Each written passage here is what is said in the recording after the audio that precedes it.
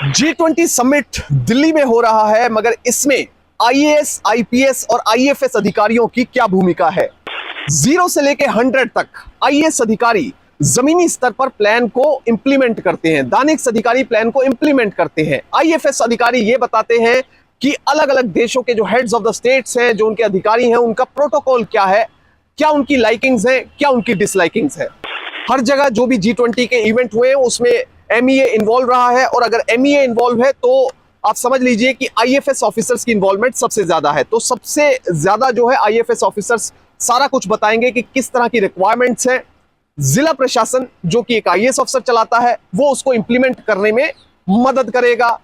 Police जिसमें कि IPS officers आमतौर पर सीनियर पोस्ट पर होते हैं, आईपीएस ऑफिसर्स सुरक्षा का जिम्मा देखेंगे।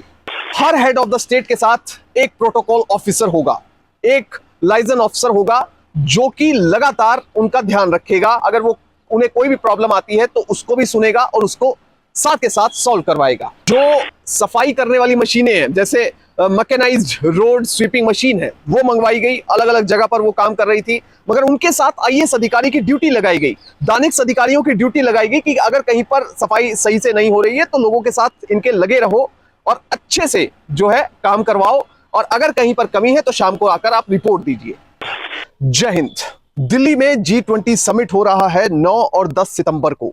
इस समिट में आईएएस अधिकारियों की क्या भूमिका रहेगी, कहां कहां पर आईएएस अपनी भूमिका निभा रहे हैं, आईपीएस और आईएफएस अधिकारी क्या कुछ कर रहे हैं G20 समिट के लिए, क्योंकि उन्हीं के ऊपर काफी हद तक ये समिट डिपेंड भी करेगा।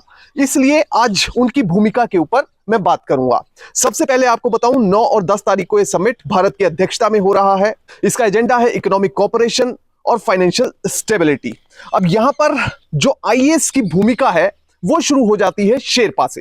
भारत के शेरपा हैं अमिताभ कांत, जो कि केरल कैडर के आईएएस ऑफिसर हैं और भारत सरकार में सेक्रेटरी के तौर पर तैनात हैं। वो इस बार शेरपा हैं।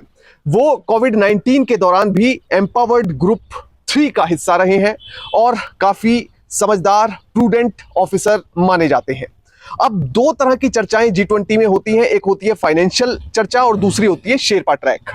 फाइनेंशियल चर्चा जो होती है उसमें फाइनेंसेस की बात की जाती है, honourable finance minister, RBI governor उसमें इन्वॉल्व होते हैं, मगर दूसरी तरफ जो चर्चा होती है वो होती है शेरपा ट्रैक की। शेरपा ट्रैक में सबसे पेचीदा काम होता है, वहां पर सभी देशों के जो शेरपा होते हैं उनके साथ कोऑर्डिनेशन बनाकर रखना होता है, राजनीतिक और अन्य मुद्दों को इसमें तय किया जाता है, अलग अलग बैठकें, मीटिंग्स होती हैं और लीडर्स जो अपने अपने देशों के हैं उनको अपडेट्स किया जाता है। G20 वर्किंग ग्रुप के साथ कोऑर्डिनेशन का काम भी शेरपा का ही होता है। तो शेरपा का जो ऑफिस है वो बहुत बड़ा बनाया जाता है, उसमें काफी सीनियर ऑफिसर्स इन्वॉल्व रहते हैं। अब जो G20 का समिट है इसमें कुल 13 वर्किंग ग्रुप हैं। 13 वर्किंग ग्रुप में energy, trade, investment, development, employment, tourism, agriculture, digital economy, health, education, culture, environment और इसके साथ ही एंटी करप्शन। तो ये 13 जो वर्किंग ग्रुप्स हैं, अब असल में जमीनी स्तर पर काम कैसे होता है ये मैं आपको बताऊंगा। सबसे पहले बताता हूं, ये जो शेरपा है, बार बार आप सुन रहे होंगे शेरपा होता क्या है। शेरपा एक वर्ड है जो डिप्लोमेसी में बहुत ज्यादा इस्तेमाल होता है। शेरपा आमतौर पर उस शख्स को कहा जाता है जो एक अच्छा डिप्लोमेट या कूटनीति में माहिर शख्स होता है। वैसे ये जो वर्ड है वो नेपाल और तिब्बत से बोरो किया गया है, क्योंकि वहां पर जो लोग रहते हैं वो पूरी दुनिया से आने वाले जो माउंटेनियर्स हैं, पर्वतारोही हैं, उनकी मदद करते हैं रास्ता दिखाने में, उनसे कम्युनिकेशन करने में। तो वहीं से ये वर्ड बोरो किया गया है। अब जो इंडियन फॉरेन सर्विस के अधिकारी हैं उनकी बड़ी अहम भूमिका है इस बार G20 में, बल्कि हर बार जो G20 के जितने भी समिट हुए हैं उसमें आईएफएस ऑफिसर्स बहुत इंपॉर्टेंट रोल अदा कर रहे हैं। दरअसल आईएफएस ऑफिसर्स क्या करते हैं, वो अलग अलग देशों के साथ कोऑर्डिनेशन करके एम्बेसीज के साथ वहां पर जितने भी राष्ट्रों के अध्यक्ष आने हैं, जितने भी heads of the states G20 countries के आने हैं, तो उनके जो प्रोटोकॉल है वो कैसा होगा, कितने सिक्योरिटी स्टाफ चलेगा, किस तरह का होटल रूम होगा, किस तरह का अरेंजमेंट होगा, उन्हें क्या पसंद है क्या नहीं पसंद है, उनकी लाइकिंग्स डिसलाइकिंग्स, वो सब जो है वो एम्बेसी से कंफर्म करके आईएफएस ऑफिसर, एक आईएएस ऑफिसर जो कि डीएम होता है, उसको बताते हैं, एडमिनिस्ट्रेशन को बताया जाता है और उसी तरह के अरेंजमेंट ग्राउंड लेवल पर किए जाते हैं। तो एक तरह से लाइजन का काम और प्रोटोकॉल बताया जाता है कि इस ऑफिसर का ये प्रोटोकॉल है, इस हेड ऑफ द स्टेट का ये प्रोटोकॉल है। अब 20 देश वहां के हेड ऑफ स्टेट आने हैं तो वो अकेले तो आएंगे नहीं, उनके साथ अधिकारी भी आएंगे, उनका स्टाफ भी आएगा। तो हर किसी का क्या लेवल है, क्या प्रोटोकॉल है, तो वो सब आईएफएस ऑफिसर डिस्ट्रिक्ट एडमिनिस्ट्रेशन को कन्वे करते हैं। मीटिंग होती है डीएम्स के साथ, एडमिनिस्ट्रेशन के ऑफिसर्स के साथ, आईएफएस ऑफिसर्स मीटिंग करते हैं। और इसके साथ ही पुलिस को भी इन्वॉल्व किया जाता है, क्योंकि पुलिस कमिश्नरेट सिस्टम अलग है दिल्ली में, तो वहां पर डीएम के अंडर पुलिस नहीं आती है, तो इसलिए उनको भी इन्वॉल्व किया जाता है। अब सारी जो रिक्वायरमेंट है वो डीएम्स को और पुलिस के जो ऑफिसर्स हैं उनको बता दी जाती है, और उसके बाद वो जमीनी स्तर पर सारी जो चीजें हैं वो इंप्लीमेंट करते हैं। अब ग्राउंड लेवल पर जो है वो कैसे तैयारी होती है। दिल्ली में कुल मिलाकर 11 मॉनिटरिंग कमेटीज बनाई गई हैं रिपोर्टेड फैक्ट्स के मुताबिक। अब सभी जो कमेटीज हैं उनके जो हेड्स हैं वो आईएएस ऑफिसर्स हैं, उन्हीं की देखभाल में, उन्हीं की निगरानी में जो है ये कमेटीज काम करेंगी। अब होता क्या है, जैसे डिसाइड कर लिया कि भाई इतने बजे प्रोग्राम होगा, यहां पर इस तरह से चर्चा होनी है, तो वहां पर स्वागत के लिए अगर कुछ स्टाफ, कोई ऑफिसर इन्वॉल्व करने हैं, कोई स्कूल के टीचर इन्वॉल्व करने हैं, कुछ स्टूडेंट्स इन्वॉल्व करने हैं, कोई डेलीगेट कोई इन्वॉल्व करने हैं, तो ये पहले ही तैयारी सारा एडमिनिस्ट्रेशन बैठकर सुबह से लेकर रात तक ये पूरी लिस्ट बनाई जाती है। कहां पर जो हेड ऑफ द स्टेट रुकेंगे, उनके काफिले में कितने लोग चलेंगे, कितना स्टाफ चाहिए, कितनी रिक्वायरमेंट है, उनकी लाइकिंग्स डिसलाइकिंग्स क्या है, उनकी पत्नी कौन है, उन्हें कहां कहां घुमाया जाएगा, अगर बच्चे आए तो उनको क्या, उनके लिए क्या अरेंजमेंट होगा, तो ये सब बातें पहले ही डिसाइड हो जाती है। अब जो ये मॉनिटरिंग कमेटी है ये अलग से दिल्ली की ब्यूटिफिकेशन का काम देख रही थी। अब जैसे कई तरह के काम होते हैं, एक ब्यूटिफिकेशन हो गया, उसमें ग्रीनरी हो गया, हर जगह हरा भरा लगे, अच्छा लगे, सड़कें जो है वो बिल्कुल अच्छी होनी चाहिए, स्मूथ होनी चाहिए, तो वो भी काम यही देख रही हैं। चौथा, सिविक इंफ्रास्ट्रक्चर, जो और भी कहीं टूट फूट है तो उसे भी ठीक किया जाए, ताकि ब्यूटिफिकेशन एक अच्छे तरीके से हो सके नई दिल्ली के इलाके का। अब ये सब फर्स्ट फेज में किया जाना था, जो कि किया भी गया। कुल मिलाकर फोकस था साफ सफाई, सैनिटेशन, सिविक यूटिलाइजेशन अपकीप है वो भी सही तरीके से दुरुस्त किया जाए। अब ये जितनी भी मॉनिटरिंग कमेटीज हैं 11, इनके हेड है आईएएस ऑफिसर, उनके नीचे आईएएस ऑफिसर भी हैं, आईपीएस ऑफिसर भी हैं, और इसके साथ ही DANICS officer, DAN ICS officers हम कह देते हैं, तो वो भी है, और DAN IPS ऑफिसर्स भी हैं। अब इसमें डीसीपी, डीएम और डिप्टी कमिश्नर जो कि एमसीडी के हैं, सेक्रेटरी अलग अलग विभागों के, चीफ इंजीनियर, तो उन सबको इन मॉनिटरिंग कमेटीज में इन्वॉल्व किया गया है। और इसके साथ ही ई मॉनिटरिंग ऐप भी बनाई गई है रिपोर्टेड फैक्ट्स के मुताबिक। अब क्या है, G20 देशों के हेड्स ऑफ द स्टेट आएंगे, उन देशों के अधिकारी आएंगे, उनका स्टाफ आएगा, मगर इसके साथ ही इंटरनेशनल मॉनिटरी फंड और वर्ल्ड बैंक के साथ साथ कुल मिलाकर 14 ऐसे संस्थाएं हैं जिनके हेड्स आएंगे।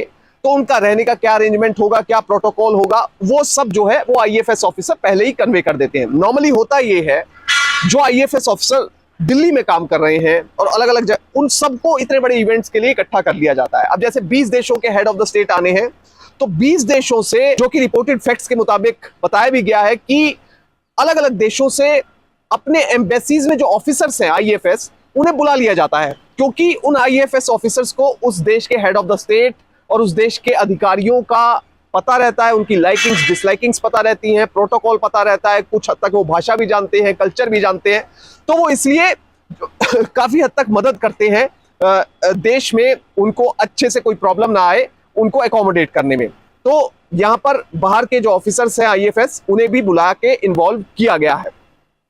अब जो हेड ऑफ द स्टेट्स हैं, उनकी पत्नियां जो साथ में आएंगी, उनके साथ भी अधिकारियों को लगाया गया है, उनका क्या प्रोटोकॉल रहेगा। और देखिए, इतने बड़े हेड ऑफ द स्टेट्स, उनकी पत्नियां जो रहेंगी, तो उनके साथ खास तौर पर एक सीनियर आईएफएस अधिकारी या एक सीनियर आईएएस अधिकारी होगा, जो उनको गाइड करता रहेगा, उनको बताता रहेगा कि सर ये वो, उनको असिस्ट करने के लिए लगातार एक आईएएस ऑफिसर या आईएफएस ऑफिसर उनके साथ मौजूद रहेगा। अब जैसे 9 सितंबर को प्रगति मैदान में सम्मेलन होना है, तो उस सम्मेलन को सारे ऑफिसर्स जो इन्वॉल्व हैं वो तो करवाएंगे, मगर साथ में एक अधिकारी सभी देशों के जो हेड्स ऑफ द स्टेट्स हैं, उनकी पत्नी है, उनके साथ इन्वॉल्व रहेगा। अब जैसे पहले ये पूरा रूट प्लान और सारा उनका डे प्लान बन जाता है, उसमें यह है कि हेड ऑफ द स्टेट सुबह 10 बजे यहाँ मीटिंग में पहुंचेंगे, तो उनके साथ एक आईएएस ऑफिसर रहेगा। अब एक दूसरा रूट प्लान उनकी पत्नी का है, पूरा डे प्लान कि उनकी पत्नी इतने बजे यहाँ पर जाएंगी, तो उनके साथ भी एक आईएफएस या आईएएस ऑफिसर मौजूद रहेगा, या और कोई कैडर का ऑफिसर भी हो सकता है। तो इस तरह से इस अरेंजमेंट को किया जाता है। अब जैसे एक तरफ प्रगति मैदान में सम्मेलन चल रहा होगा, वहीं दूसरी तरफ जो हेड्स ऑफ द स्टेट्स हैं उनकी पत्नियां जो है वो पूसा में जाएंगी, वहां पर कृषि से जुड़ी रिसर्च और चीजों के बारे में जानकारियां वहां पर उनको दी जाएंगी। अब इसके साथ ही जयपुर हाउस में भी जाएंगे, तो अलग अलग जगह ले जाने के लिए, उनको अलग अलग जगह बताने के लिए कि ये चीज है। तो सीनियर जो आईएएस या आईएफएस अफसर हैं वो ज्यादातर उनके साथ रहेंगे। हर हेड ऑफ द स्टेट के साथ एक अधिकारी रहेगा, तो ये पूरी तरह से तय कर दिया गया। देखिए, ब्यूरोक्रेट्स को किस लेवल तक इन्वॉल्व किया गया है या किस लेवल तक उनकी इन्वॉल्वमेंट रहती है, ये आप इस चीज से समझ पाएंगे कि जो इनिशियल तैयारियां थी, जैसे जगह जगह साफ सफाई होनी है, रोड बननी है, तो उन सब के लिए आईएएस और दानिक्स अधिकारियों की एक कमेटी बना दी गई और अलग अलग जगह ड्यूटीज लगा दी गई। जैसे मैकेनाइज्ड रोड स्वीपिंग मशीन होती है, उसके साथ आईएएस अधिकारियों की ड्यूटियां लगा दी गई, दानिक्स अधिकारियों की ड्यूटियां लगा दी गई कि भाई जाओ, आप देखो और हर जगह जो मुझे इलाका साफ चाहिए। तो अब वो अधिकारी उन मशीनों के साथ घूम रहे हैं, सुपरविजन कर रहे हैं कि क्या यहाँ पर ठीक तरह से काम हो रहा है, क्या हर जगह साफ सफाई हो गई है। अगर कहीं साफ सफाई नहीं हुई है या ब्यूटिफिकेशन में कोई कमी है तो वो शाम को आकर रिपोर्ट कर दें कि सर यहाँ पर ये चीज नहीं है। तो कुल मिलाकर इस तरह से बहुत तरीके से जो है वो इतने बड़े प्रोग्राम्स प्लान किए जाते हैं, सक्शन मशीन से लेकर हाई स्पीड जेटी मशीन, क्योंकि कुल मिलाकर साफ सफाई एक बहुत इंपॉर्टेंट इशू रहता है इतने बड़े इवेंट्स में। तो उन सब मशीनों का इंतजाम कौन करेगा? डिस्ट्रिक्ट एडमिनिस्ट्रेशन करेगा, वो भी एक आईएएस अफसर है। उन सब मशीनों के साथ कौन जाएगा, कहां कहां पर उन मशीनों की आवश्यकता है, कहां पर साफ सफाई और ज्यादा करने की आवश्यकता है, तो ये सब आईएएस और दानिक्स अधिकारी बताएंगे। अब यहां तक कि जो नर्सरियां होती हैं जहां पर प्लांट्स रखे जाते हैं, तो वहां पर भी अलग अलग आईएएस और दानिक्स अधिकारियों की ड्यूटियां लगाई गई, जो कि जाकर ये जायजा ले रहे थे कि प्लांट्स सभी ठीक है, क्योंकि उन्हें शिफ्ट किया जाना था वेन्यू की तरफ, ताकि जो ग्रीनरी है वो वहां पर बनी रहे, एक अच्छा ब्यूटिफिकेशन वहां पर देखने को मिले। तो नर्सरी में भी लगातार जाने के लिए अलग अलग अधिकारियों की ड्यूटियां वो लगाई गई थी। तो आमतौर पर इतने बड़े इवेंट्स में ये चीजें बड़ी छोटे लेवल की लगती हैं, मगर ये छोटी चीजें ही बहुत बड़ी होती हैं, इसलिए आईएएस आईपीएस अधिकारियों को इन्वॉल्व किया जाता है। अब बेसिकली जो सिक्योरिटी को देखते हुए प्रिकॉशंस हैं वो क्या लेने हैं वो बहुत जरूरी है। रिपोर्टेड फैक्ट्स के मुताबिक जो भी लोग हैं वो टैक्सी का इस्तेमाल नई दिल्ली एरिया में नहीं कर सकते हैं, कोई भी टैक्सी की एंट्री नहीं होगी, और चाहे आप कोई भी रीजन देते रहिए, क्योंकि सिक्योरिटी रीजंस है। दूसरी चीज, मेट्रो हर जगह चलेगी। अगर किसी को कोई कंफ्यूजन है कि मेट्रो नहीं चल रही, रिपोर्टेड फैक्ट्स के मुताबिक मेट्रो हर जगह काम करेगी। सिर्फ सुप्रीम कोर्ट जो स्टेशन है वहां पर मेट्रो का जो स्टेशन है वो खुला नहीं रहेगा, वहां पर बाहर जाने नहीं दिया जाएगा और वहां से मेट्रो पर बोर्डिंग नहीं करने दी जाएगी। तीसरा है, जो एयरपोर्ट या रेलवे स्टेशन किसी को जाना है वो अपनी कार से जा सकता है, बशर्ते उसके पास वैलिड टिकट हो, उसको दिखानी पड़ेगी। अगर कोई होटल में जा रहा है अपनी कार से तो उसको होटल की टिकट, वहां की बुकिंग दिखानी पड़ेगी, तभी उसको वहां पर एंट्री दी जाएगी। और कोशिश करें कि ना ही जाए, क्योंकि इतना बड़ा इवेंट है, G20 समिट है। तो न्यू दिल्ली एरिया में खासतौर पर यहाँ पर रेस्ट्रिक्शंस रहेंगी, न्यू दिल्ली एरिया के बाहर इस तरह की रेस्ट्रिक्शंस नहीं रहेंगी। चौथा, जो कि होटल्स हैं, सारे होटल्स न्यू दिल्ली एरिया में बंद रहेंगे, एक्सेप्ट जहां पर जितने भी जो बड़े डिग्निटरीज हैं वो ठहरेंगे, वो होटल्स खुले रहेंगे, बाकी होटल्स नॉर्मली बंद रहेंगे। लोगों को भी ये एडवाइजरी है कि भाई वो इतने बड़े इवेंट में बाहर ना निकले, क्योंकि जो स्मूथ मूवमेंट होती है जो सिक्योरिटी की, वो उसमें नहीं तो प्रॉब्लम आती है। और इसके साथ ही जो क्लाउड किचन है, जैसे हम सोचते हैं कि कुछ ऑर्डर कर लें जोमेटो से या कहीं स्विगी से कर लें, तो वो जो ऑर्डर है वो भी आप नहीं कर सकते हैं, क्योंकि क्लाउड किचन्स 8, 9, 10 तारीख को बंद रहेंगी नई दिल्ली के एरिया में। सब ऑफिसेस बंद रहेंगे। इसके साथ ही जो हैवी, मीडियम और लाइट गुड्स व्हीकल हैं उन्हें भी आने की परमिशन नहीं होगी। सब्जियां, दूध वाले व्हीकल्स आ सकेंगे। ये चीज याद रखिए कि हॉस्पिटल्स खुले रहेंगे।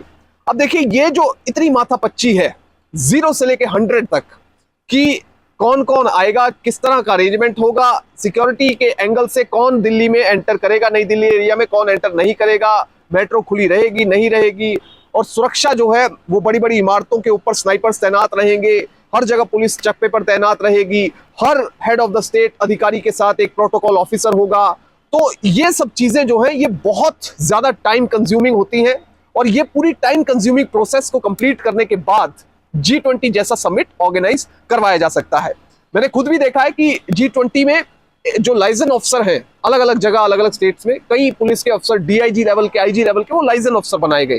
तो इस लेवल के अफसर्स होते हैं, और जहां पर heads of the states involve होते हैं, वहां पे सीनियर आईएएस और आईपीएस और बाकी कैडर के अधिकारी इन्वॉल्व होते हैं। तो ये सारी जानकारी G20 से जुड़ी मैं आपके साथ शेयर करना चाहता था। उम्मीद है आपको ये पसंद भी आई होगी, और इसके साथ आपको ये अपील है कि चैनल को सब्सक्राइब करें, फॉलो करें, लाइक करें और कमेंट करें। Thank you. जय हिंद।